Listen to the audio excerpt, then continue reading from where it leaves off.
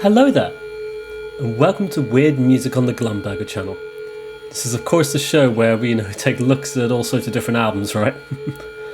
So in today's episode we'll of course be returning to Important Drone Records with a look at a rather peculiar album that's definitely demanding, I would say, in terms of drone music. I mean, at least I would think so.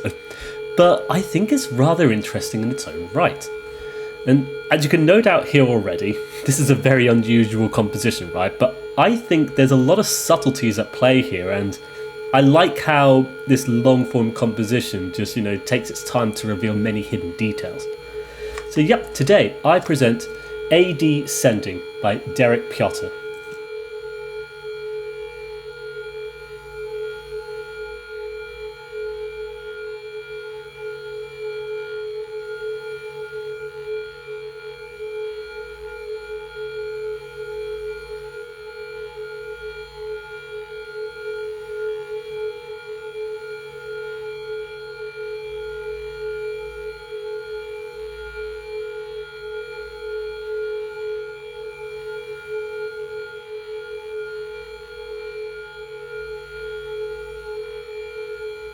So of course, before we begin, let's ask ourselves, who is Derek Piotr?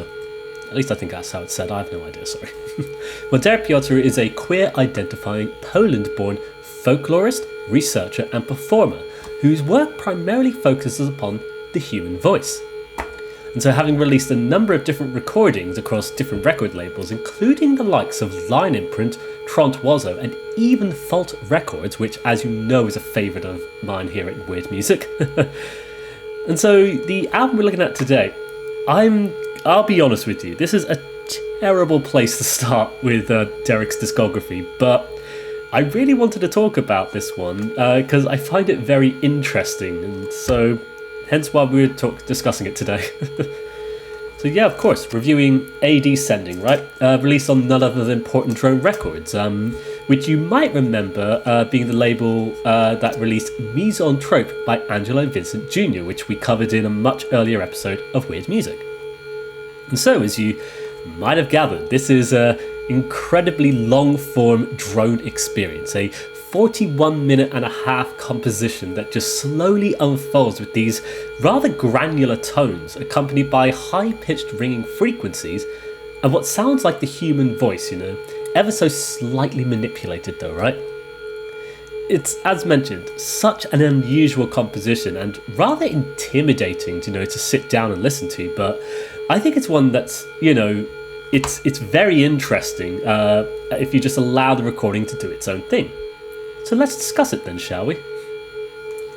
So, where to begin with this one? I'll be honest, I generally find, drone records like this to be remarkably interesting within their own right, but formulating the words to express it is really difficult sometimes. So with this one, I do find myself consistently turning back to Misanthrope, which was a delightful drone recording to get lost within, and with it being released on the same label, it kind of makes sense that your brain's going to draw parallels between the two if you're familiar with that one at all, or any other from the label, to be fair. But A.D. Sending here, this is an entirely different beast altogether though. It's one that I feel is perhaps much more demanding than the average drone record tends to be. From the immediate onset, you're just confronted with these incredible dude-layered tones that just push deep into the recesses of your head. One sounds like the electronic audio representation of scraping away at the same spot for hours and hours on end, feeling the vibration ring out with a physical presence through the act of doing so, if that makes sense. And whilst alongside it, a consistently occurring vocalization, audibly humming away amidst the flux of electronic interference occurring throughout the entire recording. These dual layers, they consistently play for the entire 41.5 minutes of runtime. And also, just to mention another point to talk about the 41 minutes runtime, that is on side 1 of this cassette, right? Side B, same track. So essentially, you've actually got about 83 minutes of the same experience. Whoa, if you listen to both sides, that is.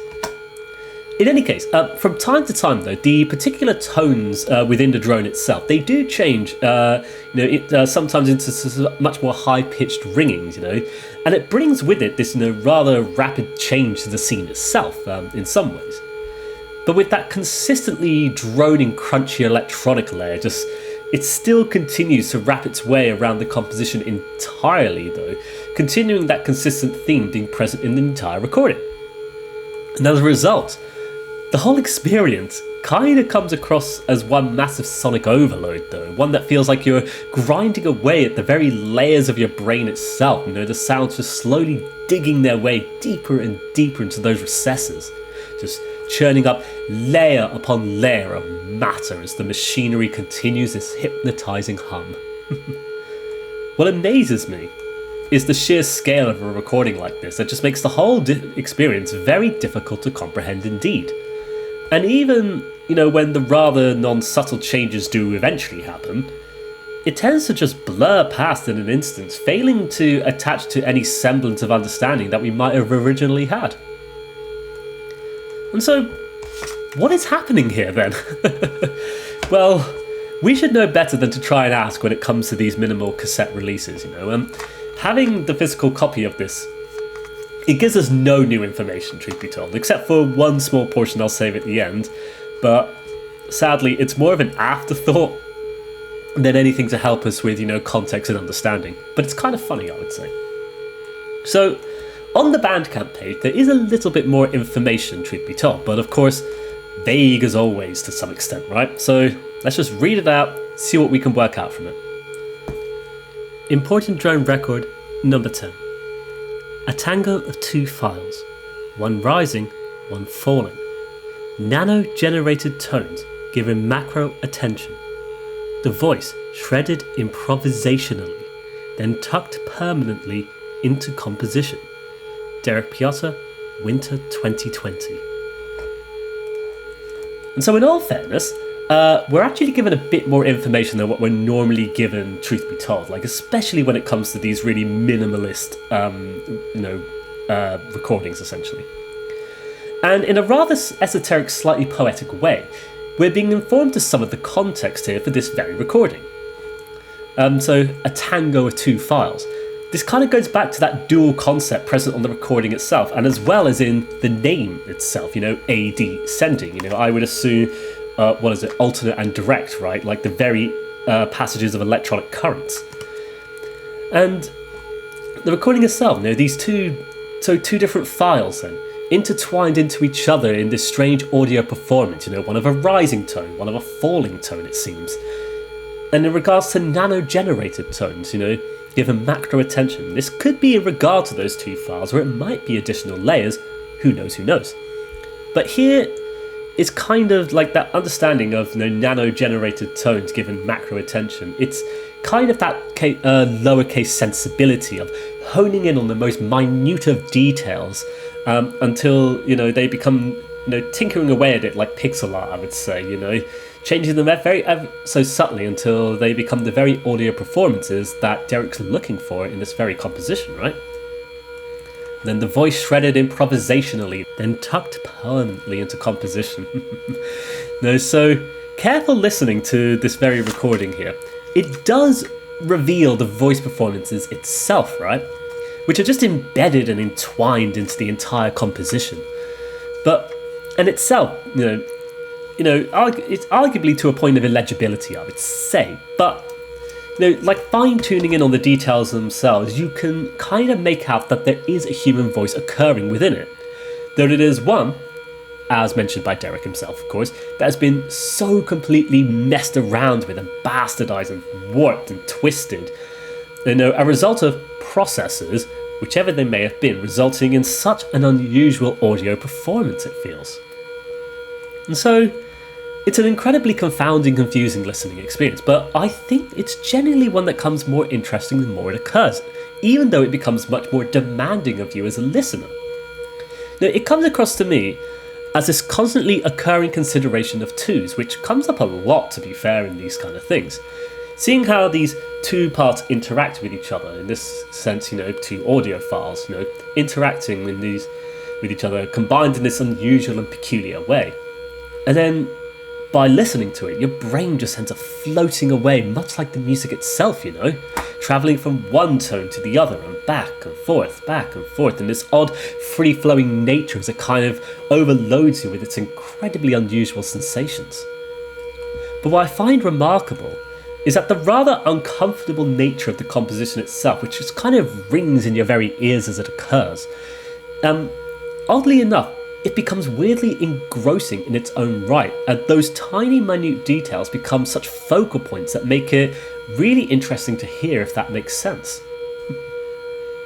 And so, before we close off, I wanted to mention something that's, kind of funny, but really pointless, right? This is such a tangent that we're going to go on.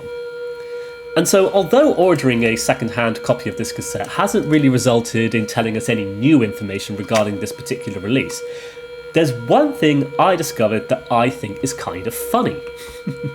So, it was last year for my birthday that band leader Chad Murray of the band Bird and Limbs that I play for, which I've mentioned a couple of times, yada yada yada, and his brother Jake, producer and recording engineer for our records, they ended up gifting me a small handheld cassette recorder here. And so over the years, I've been making so many just ridiculous recordings on cassettes, basically, because I think it's really fun just using this little doohickey here. Stupid, but a lot of fun. In any case, the delightful thing about this is, as well as being a way to record onto cassette, it actually functions as an actual cassette player. And on top of that, there is a little button right here that lets you that affects the playback option, reducing the speed by 3. And so it results in some incredibly unusual playbacks when listening to it. When you just to say quickly, when you record with this option, right, it slows down the recording. But when you play it at normal speed, it sounds so sped up and quick, it's just ridiculous, right?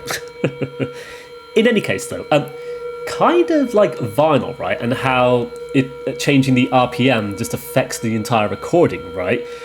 You can do the same with cassettes using one very much like this, right? And so, because I thought it was amusing to find out, listening to a descending on a slower setting completely changes the experience, turning the composition into this incredibly murky, murmuring composition, as demonstrated for you right now.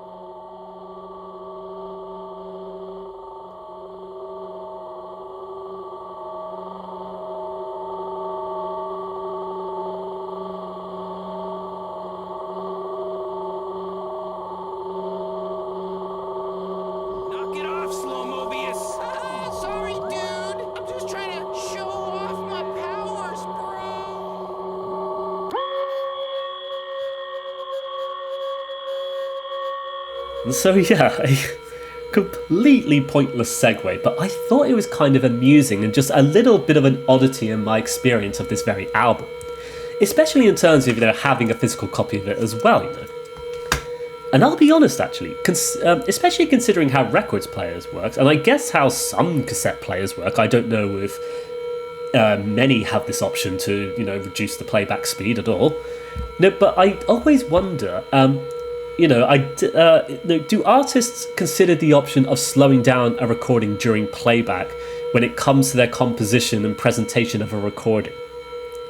To be fair, when it comes to something like this, I would completely doubt it, right? But, the intent of the artist and how a listener ends up hearing the work and perceiving it, I think it's very interesting, especially when the composition can be manipulated through the way it is played.